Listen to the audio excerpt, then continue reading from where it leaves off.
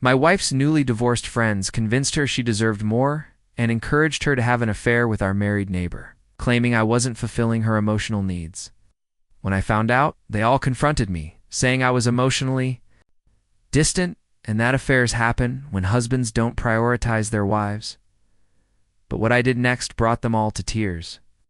I never imagined I'd be the one writing a post like this at 2 a.m. But here I am, 3 months after my life completely fell apart, finally ready to share my story. My name is Mike. I'm 35, and until recently, I believed I had a strong marriage with my wife, Jessica, who is 33. We've been married for 9 years, together for 11, and have 2 wonderful children, Emma, 7, and Connor, 5. Looking back, I can see the issues began about 18 months ago when Jessica's circle of friends changed significantly. She'd always had close female friendships, which I supported. I believe it's healthy for married individuals to maintain friendships outside their marriage. However, when 3 of her closest married friends all got divorced within 6 months, the entire dynamic of her social group shifted in ways I didn't fully grasp at the time. The 3 divorced friends were Rachel, 34, whose 8-year marriage ended when her husband left her for a coworker, Monica, 36, whose marriage dissolved after she discovered her husband's gambling addiction had ruined their finances, and Stephanie, 32, who initiated her own divorce, stating she'd outgrown her husband and needed to find herself. All 3 divorces were messy, expensive, and left these women feeling resentful about marriage in general, and men in particular. Initially, I was sympathetic. Divorce is traumatic, and I understood that Jessica wanted to support her friends through difficult transitions. She started spending more time with them, which seemed normal. Girls' nights became more frequent, shifting from once a month to once or twice a week. Weekend brunches became a regular thing. I encouraged this, as Jessica seemed to enjoy being able to help her friends through their struggles. But gradually, I began noticing changes in Jessica's attitude toward our marriage.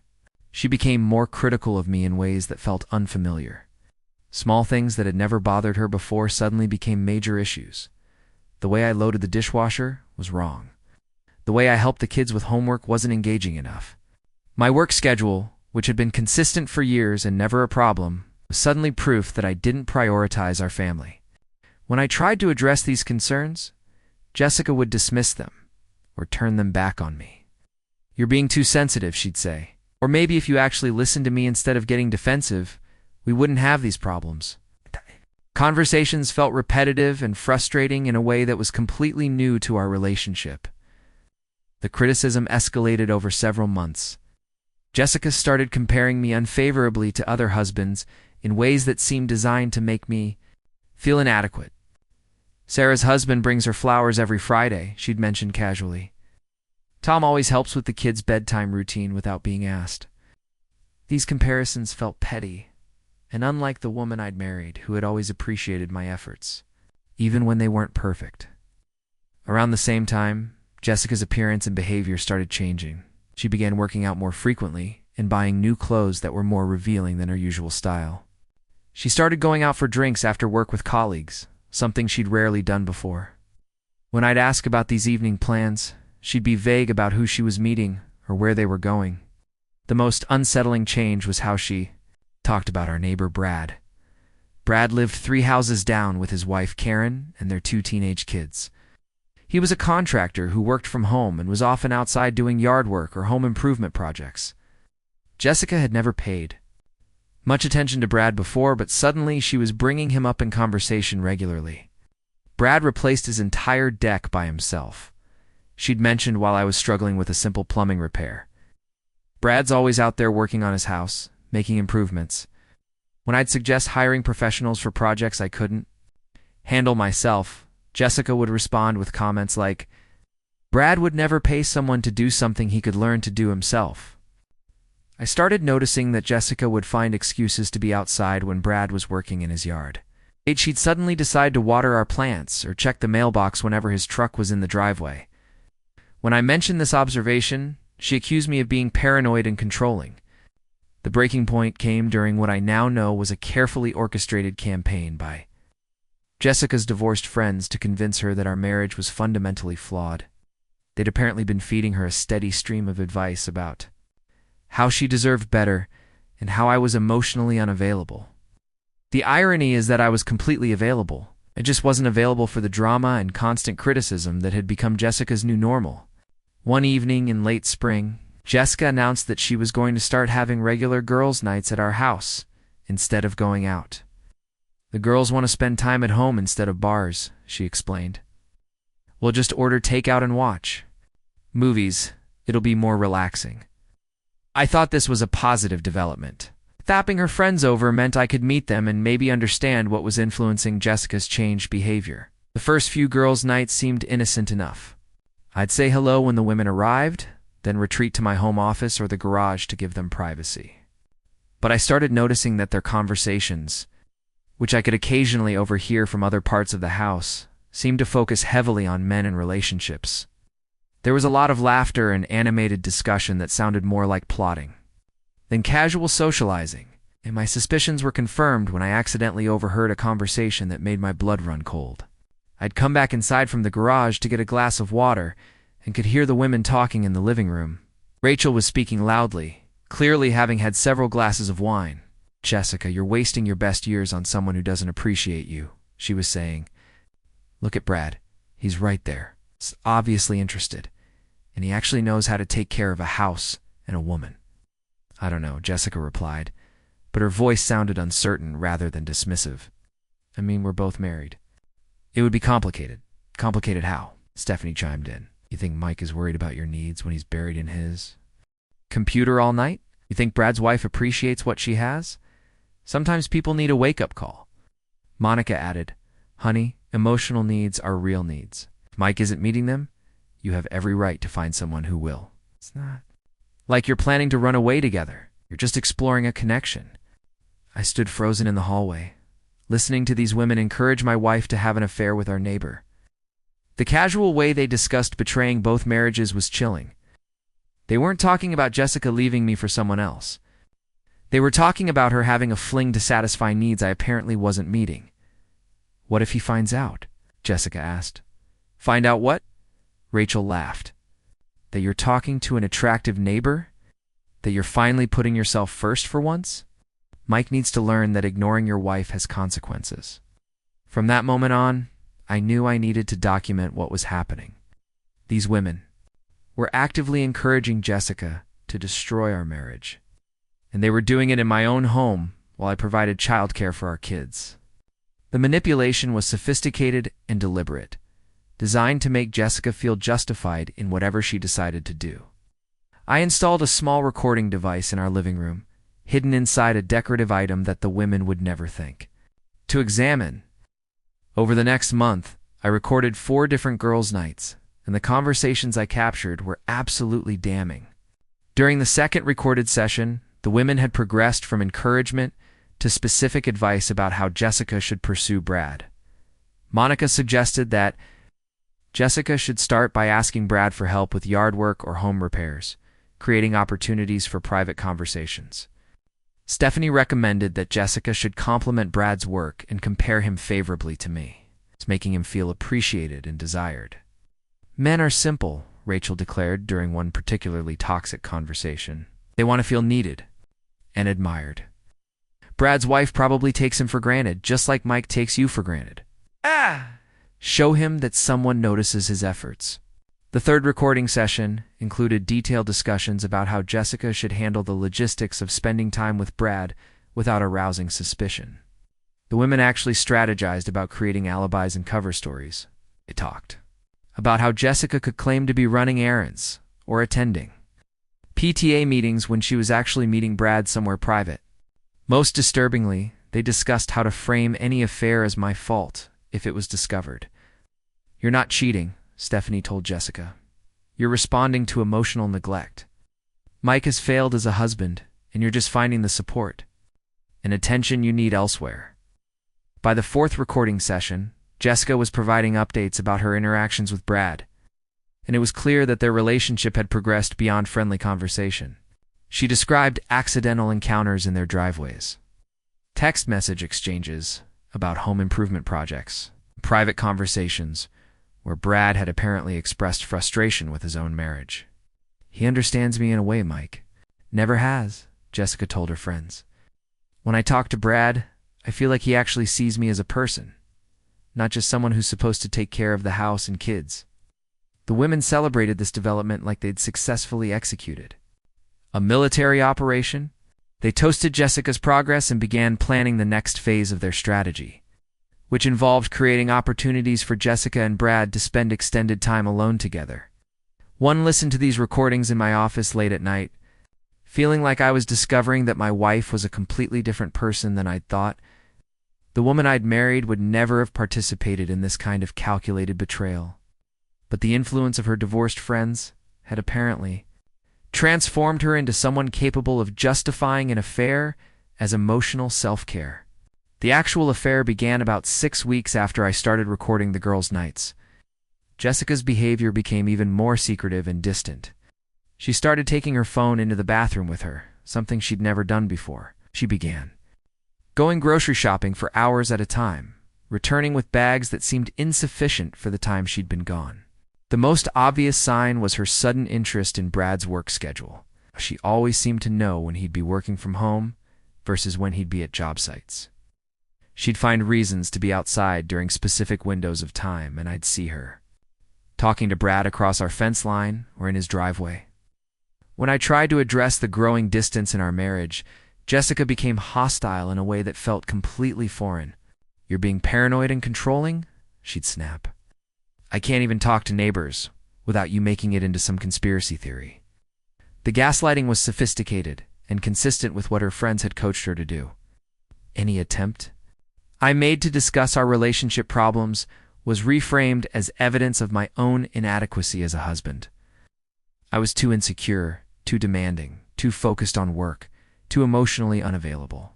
According to Jessica and her friends, every problem in our marriage was a result of my failure to meet her needs.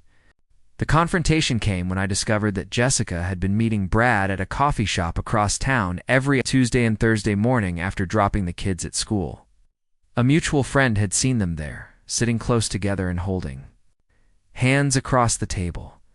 When I asked Jessica about it directly, she initially denied it, then minimized it, then finally admitted to the affair while justifying it as a response to my emotional neglect. "This is what happens when husbands stop paying attention to their wives," she said, echoing almost exactly what her friends had coached her to say. "Brad makes me feel special and appreciated. He listens to me and cares about my thoughts and feelings. You've been taking me for granted for years." That evening, Jessica's 3 divorced friends came over for what they probably thought would be an intervention to help Jessica stand up to my unreasonable demands for fidelity. Instead, they walked into a situation where I was completely prepared for their manipulation tactics. Rachel began in a condescending tone. "I think you need to understand that affairs don't happen in happy marriages. Jessica wouldn't have sought attention elsewhere if you were meeting her emotional needs." "Exactly," Monica added. "Women don't cheat because they're selfish. They cheat because their husbands have failed them emotionally." Stephanie nodded sagely. "Jessica deserves to feel desired and appreciated. If you can't provide that, you can't be surprised when someone else does."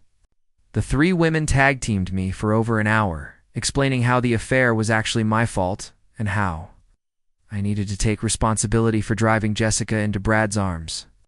They presented themselves as relationship experts, despite the fact that all 3 of their own marriages had failed spectacularly. That's when I decided to play my trump card. I pulled out my laptop and opened the audio files I'd recorded during their girls' nights over the past month. "Before I take responsibility for anything," I said, "I think we should listen to some conversations about how this affair actually developed." I played back excerpts from their planning sessions, including their discussions about creating alibis, their strategies for making Brad feel appreciated, and their explicit encouragement for Jessica to pursue a married man. The room fell silent as their own voices filled the space, plotting the destruction of 2 marriages while framing it as Jessica's emotional empowerment. Jessica's face went white as she listened to herself describing her interactions with Brad and accepting her friend's advice about how to deepen their relationship. The 3 divorced women looked like they'd been caught stealing money from a church collection plate. You recorded us? Rachel demanded, her previous condescension replaced by panic. That's illegal, actually. It's not, I replied calmly. This is my home, and I'm legally allowed to record conversations. That take place here, especially conversations where people are planning to commit adultery and destroy my marriage. Monica tried to salvage the situation. Mike, you're taking this out of context. We're just trying to help Jessica work through her feelings by encouraging her to have an affair, I asked. By helping her create cover stories and alibis? By telling her that cheating on her husband was justified because I don't bring flowers home every Friday. Stephanie attempted one last manipulation. You're being emotionally abusive right now, she declared.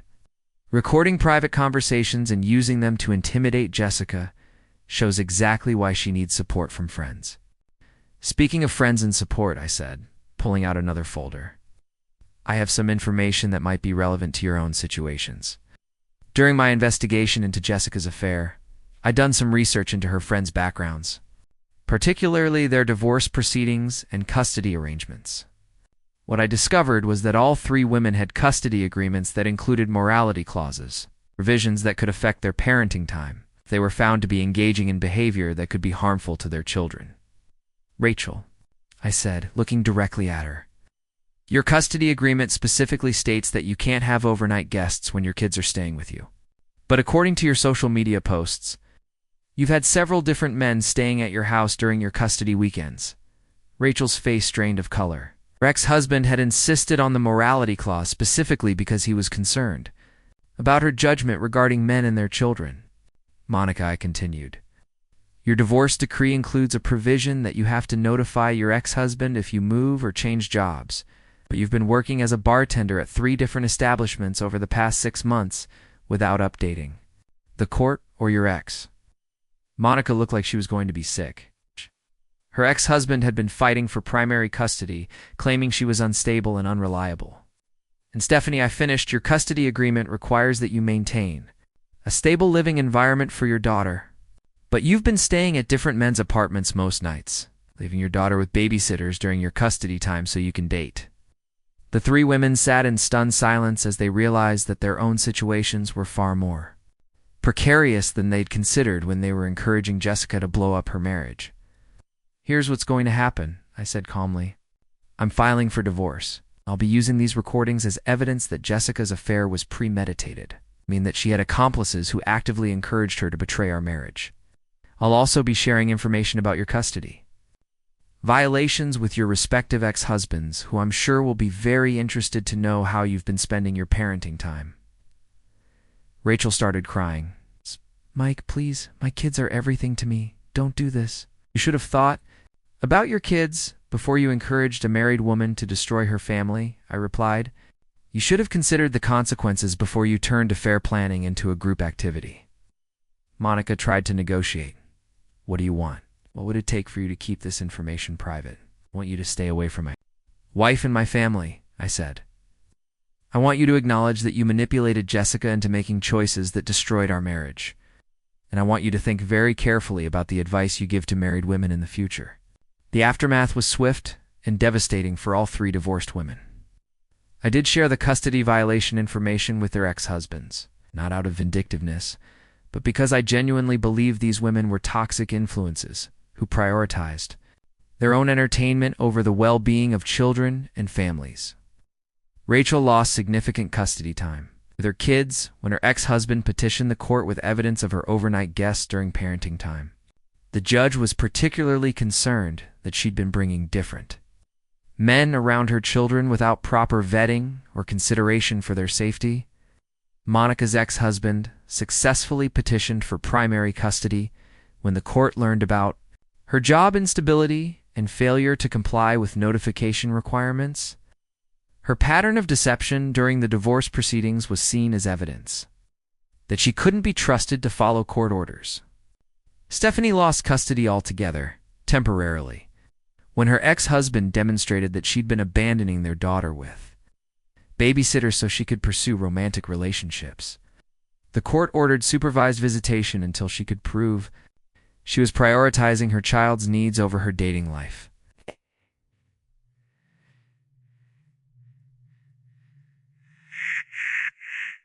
The divorce proceedings were complicated by the evidence I'd gathered about the premeditated nature of her affair. The recordings made it impossible for her to claim that the relationship with Brad had developed spontaneously, or that she'd been emotionally abandoned and had no choice but to seek attention elsewhere. The most devastating blow to Jessica came when Brad's wife discovered the affair and immediately filed for divorce herself. Brad, faced with the prospect of losing half his assets and custody of his teenage children, decided that Jessica wasn't worth the cost of his marriage. He cut off all contact with her and focused on trying to reconcile with his wife, so Jessica ended up losing both relationships and facing the reality that she destroyed her family for a man who ultimately chose his wife and kids over her. The friends who had encouraged her to pursue the affair were too busy dealing with their own custody battles to provide much support. The divorce was finalized 8 months later. I received primary custody of Emma and Connor, with Jessica getting them every other weekend and one evening per week. The court was particularly concerned about Jessica's judgment and her willingness to involve the children in situations that could expose them to inappropriate influences. Financially, the settlement was favorable to me because I could prove that Jessica's affair had been planned and deliberate rather than a spontaneous mistake. The recordings demonstrated that she made calculated choices to betray our marriage with the help of her friends. The most satisfying outcome was seeing how quickly Jessica's friend group disappeared once their own lives imploded. The three divorced women who had seemed so confident about relationship advice and female empowerment scattered to deal with their own consequences. Jessica was left to navigate single parenthood without the support system that had encouraged her to make such destructive choices. As for me, I'm doing much better than I expected. The first few months were difficult, adjusting to single parenting and processing the betrayal. But I quickly realized that the woman who had planned and executed an affair while gaslighting me about my own inadequacies wasn't someone I wanted to be married to. Anyway, I've started dating again. I'm amazed by how different it feels to be with someone who's honest and direct about their feelings and intentions. I didn't realize how much energy I'd been spending trying to decode Jessica's behavior and wondering if I was really as terrible a husband as she claimed. The kids are adjusting well to the new arrangement. They've actually commented that our house feels more peaceful now, which breaks my heart but also confirms that the tension and manipulation had been affecting them too. The experience taught me valuable lessons about the influence that toxic friends can have on marriages. I'll never again dismiss concerning changes in a partner's behavior as temporary phases or normal relationship evolution. And I'll never again allow someone to gaslight me into believing that their betrayal is actually my fault. To anyone reading this who recognizes similar patterns in their own relationship, trust your instincts. When someone starts surrounding themselves with people who encourage destructive behavior, when they start comparing you unfavorably to others constantly, when they start justifying inappropriate relationships as emotional needs, those are red flags worth investigating. The best part about this whole experience is that I now know exactly what kind of partner and what kind of friends I want in my life going forward. I want people who build relationships up rather than tearing them down, who take responsibility for their choices rather than blaming others, and who understand that marriage requires commitment, even when feelings are complicated. Jessica thought she was so clever, having her friends coach her through an affair while making me feel like I was the problem in our marriage. What she actually did was show me that I deserve so much better than what she was offering, and that the life I'm building without her is infinitely more peaceful and authentic than what we had.